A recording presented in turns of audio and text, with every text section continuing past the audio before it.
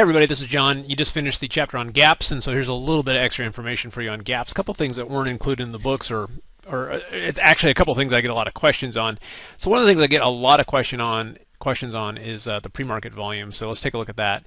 So pre-market volume. So here's pre-market volume. This is April 4th, 2012, and you can see here. I talked about the levels of pre-market volume. Well, you can see on this particular day, if we're taking a look at that, what are the volume levels? Okay.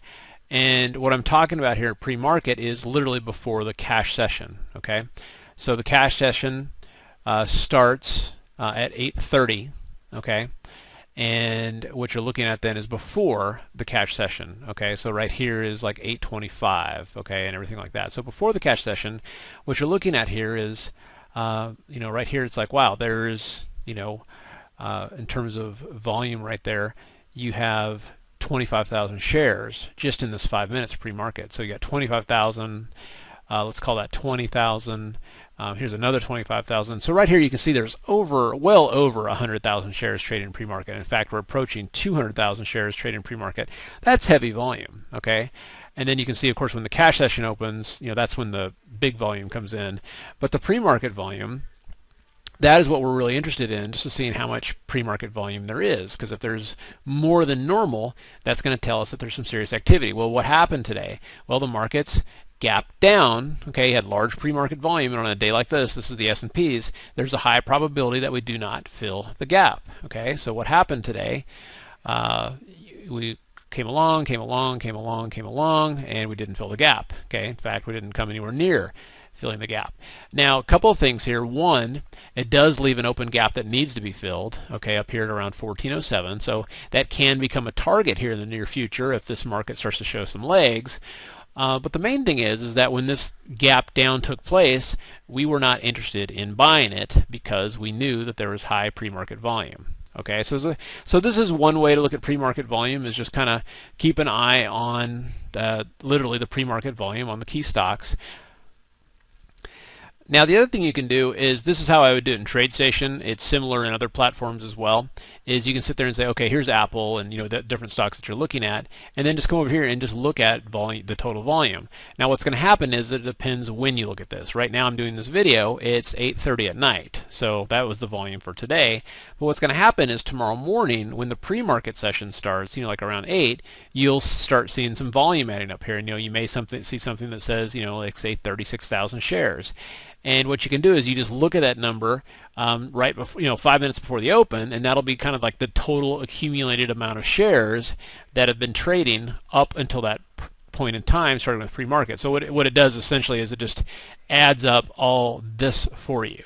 Okay, so you don't have to sit there and count it or anything like that. So a couple of different ways to do that. All right. Okay, so now let's look at another gap a few days ago, and we'll look at Google here. Google trades a little bit less volume than Apple, so what you want to do is you want to watch them for like a week, get a feel of what their average pre-market volume is. But Google's today, this particular day, was pretty low. Now the stock market had gapped up. You can see that the volume here, total volume was like 100 contracts right here. Let's see, right there it was like 400 contracts. Let me see if I can bring this up a little bit. Yeah, 1,800 contracts. You can see there at the very bottom of this window it says volume 1,800 contracts. So 300 contracts, 400 contracts, 100 contracts, 3,900 contracts. So overall it's pretty low. And then when the cash session opened, you can see that it started kind of going again. Well, you can see here, if we look here, so this is where, and you set this up with a 377 tick chart, you just got to set up a special session that's a gap session, and I'll show you how to do that in a second. But essentially what you can do is you can see like, okay, here's where it closed, and now we're gapping up. Now what you can do is, if you want to give yourself a little extra cushion, is instead of, say, shorting right at the open, you just use, this is called a TTM trend, and I've got a chapter in the book on this. I think it's, you're 2 or 3 chapters away from it. But essentially what's nice is you can kind of wait, and it's a little safe. So as soon as you gap up, if it's blue TTMs, that means there's buying pressure. So you can wait. Instead, wait till you see at least 2 red TTMs on the 377 tick chart, and then that tells you that selling is happening in earnest. Okay, and what this saves you from is when you see those gaps that just gap up and then just keep going in this case, and when they finally start to sell, then you can short it. Okay, so this one actually, on this particular gap, it actually worked out to short right at the open, but a lot of times you'll get a little heat against you if you do it right at the open. This helps you to time it, and then when you see that, then you can place your stops. Okay, and then you can see this particular gap as we're going along. We're kind of coming along here, and if I recall correctly, it actually fills without too much pain. So there's the gap fill right there. So we can just kind of cruise along here, and then as we go, there we go. So it fills the gap fairly quickly, and you don't have too much pain on that one. And then to set up a chart like that, what you have to do, at least in TradeStation, you can do this in other platforms too, is that of course the futures trade 24 hours. So what I like to do on this then is just go into the time part here, and I just create a custom session called the gap, and then you can just create it. So I hit create, and then you can just type it in and then add what you want to do. And then what I just did is made it from 8:30 to 3, so 8:30 a.m. Central to 3 o'clock Central. That's when the cash session closes. Now the futures trade before and after that, but I wanted to see the gaps. All right.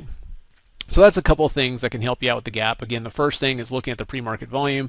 The second thing is using the TTM trend, which you'll learn about in a later chapter, to help you time it.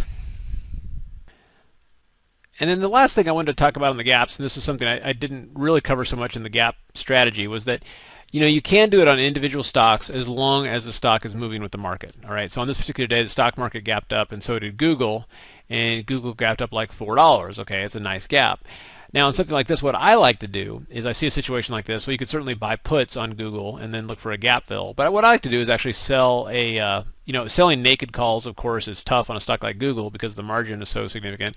But you could sell a call credit spread. Okay, so it pops up, you sell a call credit spread, and then it comes back down, and then you cover it, and then you maybe, you make 50 cents or $1 or something like that per contract. So 50 cents would be $50 per contract, and $1 on options contract would be $100 per contract, and so that's something that you could do there. And here's another example here on Google, just to the other side, and I'm using Google, but again, any kind of major stock that's moving with the market. So if the stock market's gapping down 0.5% and Google's gapping down 0.5%, then it's moving with the market. There's no specific news on that stock. So here you can see it gaps down pretty good. So you could do the same thing. You could buy calls, you could sell put credit spread into this gap, and then you can see later in the day it fills its gap, and it's like a 5-point move. So you can actually do this with individual stocks too. You have to just be very careful and make sure there's not specific news out that would impact that. All right. Hopefully that helped on gaps. If you have any questions on that, of course, just let me know, and I hope you enjoy the next chapter.